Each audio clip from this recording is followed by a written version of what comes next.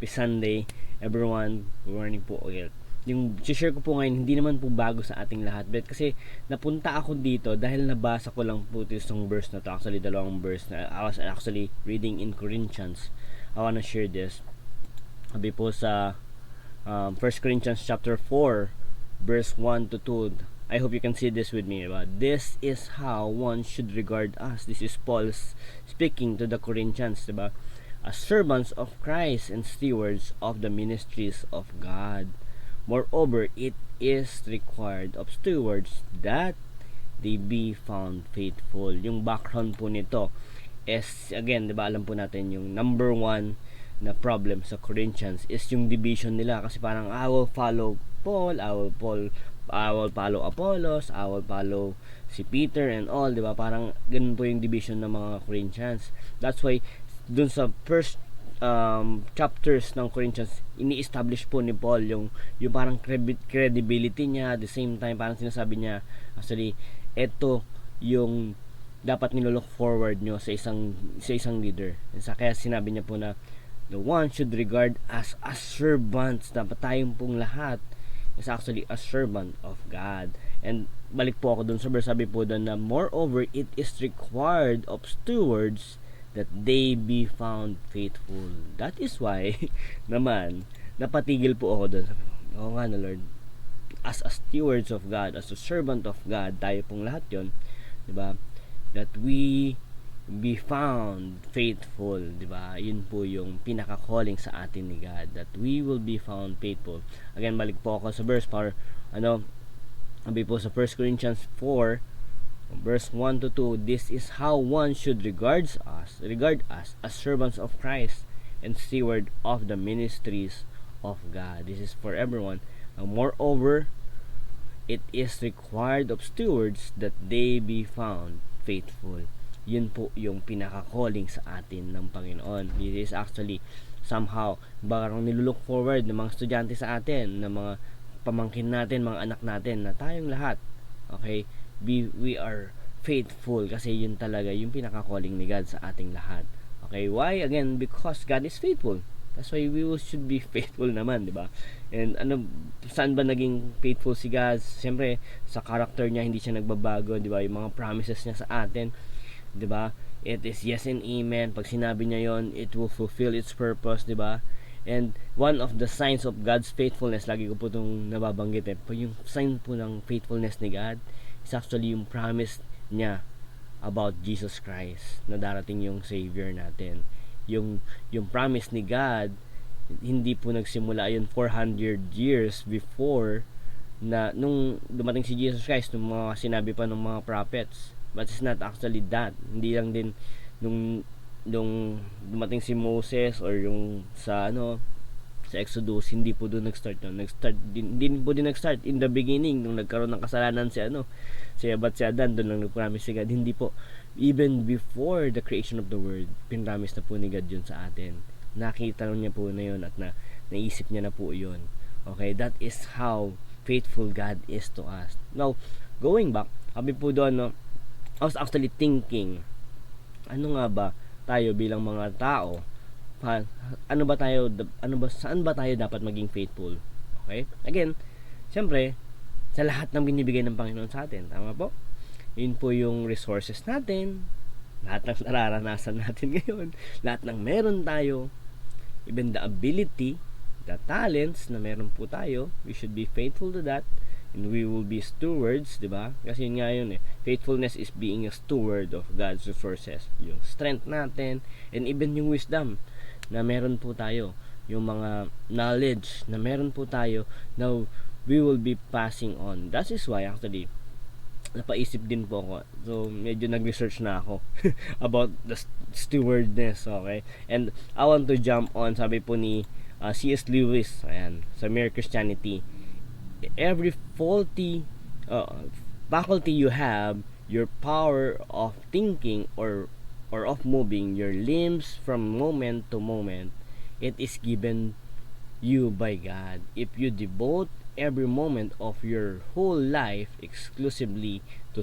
His service, lahat po ng ginagawa natin kapag dinivote natin kay God, to service niya, you could not give him anything that was not in a sense his own already. Di ba? Maiisip natin na lahat nga pala ng mga ginagawa ko, lahat pala ng na-produce ko is actually galing din pala kay God. And that is actually going, sabi ko, oh nga no Lord, so being a steward of God, being a servant of God, made me realize na, oh nga Lord, hindi ko pa na to ginagawa para para may ma-produce ako. But actually, I'm doing this because you're so faithful to me. Dahil sobrang buti mo sa akin. That is why nagiging outcome. That's why nagiging product na lang tong pagiging mabuti kong anak. Parang gano'n, di ba? And meron po akong isi-share ko po ngayon. Actually, alam nyo na po to. Sabi ko nga, this is new. This is not new for everyone. Sabi, this is 4 biblical principles about biblical stewardship. 4 principles of biblical stewardship. Okay? Pasadahan ko lang po ng mabilis. Number one,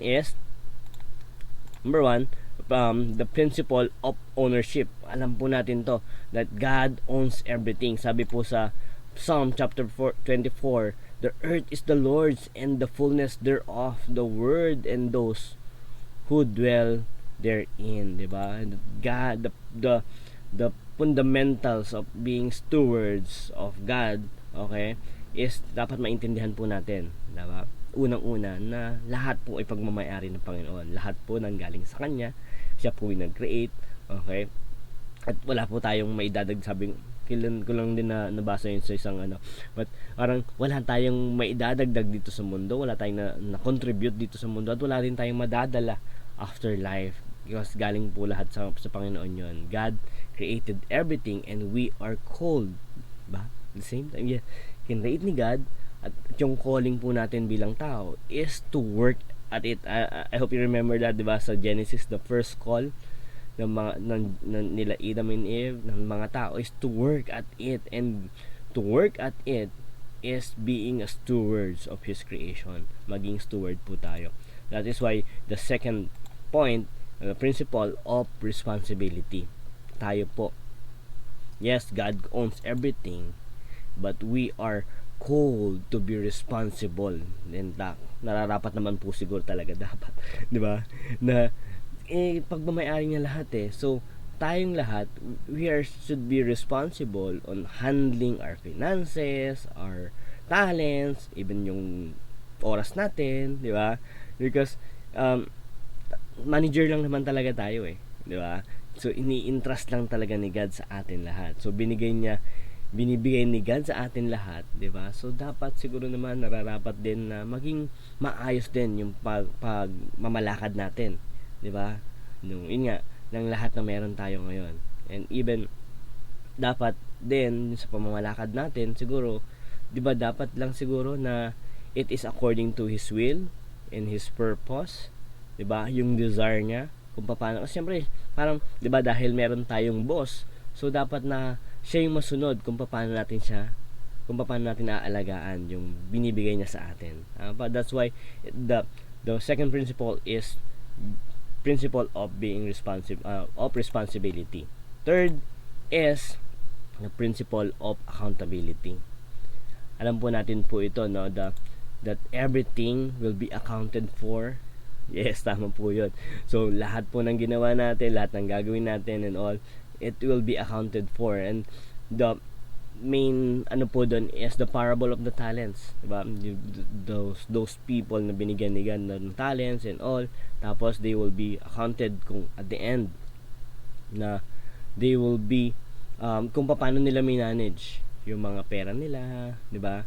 Yung resources nila, and we will all give account to the rightful owner. Dahil siya po yung owner, and tayo po yung mga responsible manager, di ba? Or kung paano man manage yung binigay ni God sa atin, and i-account po ni God yon. That is why the last point is God, okay, the principle of reward, because God is a rewarder. Di ba? Sabi ko nga dito, no Lord, hindi ka madamot eh. Yes, He owns everything, and we actually di ba, in-entrust niya pa sa atin tong mga to, tapos yes, i-account mo pa nga sa dulo yun eh. Kung paano ko to manage, kung paano ko, um, ano mo yun, ginamit sa kung anong paraan, 'di ba? Kung paano paraan. At the same time, He will reward us. Hindi madamot si God. Sabi po sa Colossians chapter 3, alam po natin to, whatever you do, work at it with all your heart as working for the Lord, not for man. Verse 24, since you know what you will receive, that you will receive an inheritance from the Lord as a reward. We have an inheritance from the Lord. It is a reward for us. Diba sabi sa, we will have a mansion. May mansion tayo. Not just a room, but a mansion in heaven. It is the Lord Christ you are serving because we are serving God. Po? Next verse, sabi po dito, one who is faithful in a very little is also faithful in much, and one who is dishonest in a very little is also dishonest in much. Diba? Because there is a principle of reward, sowing and reaping. Kung ano yung tinanim mo, yun din yung aanihin mo. Sabi po, and our goal, sabi, diba, ito yung sasabihin ni God sa atin, well done, good and faithful servant, you have been faithful with a few things, I will put you in charge of many things. Because tayo, naging faithful tayo sa maliit na bagay, kung anong meron tayo, God will put us more to be in charge of more things. And sabi doon, come and share your master's happiness. Diba? Come and share your master's happiness. That's why, lagi ko sinabi ko kanina nung inaaral ko nga to, sabi ko, oh Lord, hindi ka madamot eh. And you want us to share your happiness, to share your blessing. Kung anong meron ka, sinishare mo yun sa amin. 'Di ba? 'Di ba sobrang dami pa ng gustong ibigay ng Panginoon sa atin. But somehow, for us as a manager, as stewards of God's resources, papaano natin yun minamanage, 'di ba? And as ayan, sabi ko, actually, it's my hope and prayer for us even today, 'di ba, that we will not be tired or weary, di tayo mapagod sa paggawa ng mabuti. Kasi alam natin na God will account us, but at the same time He will reward those little things na ginagawa natin. Yung simpleng naniniwala ka sa estudyante, yung nag-i-impute ka lang ng hope sa estudyante, di ba? Nag-i-impute ka sa anak mo ng hope or ng pag-asa ng yung future niya. Alam mo, marami pang gagawin ng Panginoon sa iyo. Alam mo, marami ka pang ability, marami pang i-entrust si God sa iyo and all, di ba? Even sa mga tao sa paligid natin, di ba? And my hope and prayer is that we will continuously work, di ba? Not because na we need to earn God's favor, di ba? But because God is so good to us, na sobrang nilabish na nga tuloy-tuloy, at di ba nararanasan natin yung pagpapala ng Panginoon because we are God's workmanship and we are created to do good works. Again, we're not doing this because we want to earn salvation or we want to at least earn a place in God's kingdom, but actually tinawag na tayo ng Panginoon bilang mga anak. Kaya naman tayo nag-uumapaw lang, 'di ba? And again, God owns everything. That is why sabi ko, ang pinaka realization ko doon, kung pagmamay-ari ng Panginoon ang lahat, so dapat lang siguro na I will trust God more, kasi lahat pagmamay-ari niya and He is in control of everything. At the same time, if He is calling us to be responsible, then I should be keeping up. Ibig sabihin, tayo po, patuloy lang po natin gawin yung mga nararapat at yung mga alam nating tama, 'di ba? Na sinasabi sa atin ng Panginoon with His guidance, 'di ba? So patuloy lang po natin, just keep it up, 'di ba? Yung mga alam mo na na pinapagawa sa ng Panginoon na nanggagaling sa Kanya, tuloy mo lang 'yon. Number 3, sabi ko, everything will be accounted for. Yes, i-account ni God lahat, good or bad. That's why yung realization ko doon is let God Si God na yung bahala doon sa mga nagbe-bless sa'yo, saka yung mga nagcur-curse sa'yo, di ba? Si God na yung bahala doon. Minsan, we need to overlook. We need to just, sige, okay lang yan. But, let God to be the judge of everything. At the same time, He will reward us.